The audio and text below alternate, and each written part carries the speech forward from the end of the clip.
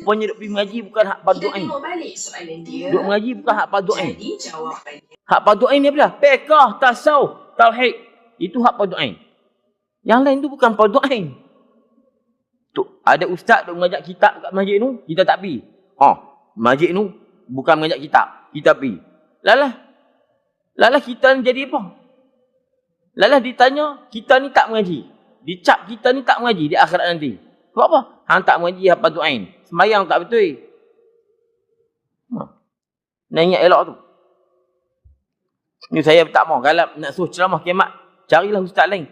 Saya pun tak pandai. Lagi pula bukan fardu ain. Hak fardu ain ni mengaji ilmu tauhid. Hak kita benci ni hak fardu ain ni. Ni duk cerita taluk-taluk ni. Hak ni hak kita benci. Maaf lah terpaksa saya kena sebut. Aku saat ni duk kata, duk heran sebab apa aku ni dicap tak mengaji lagi.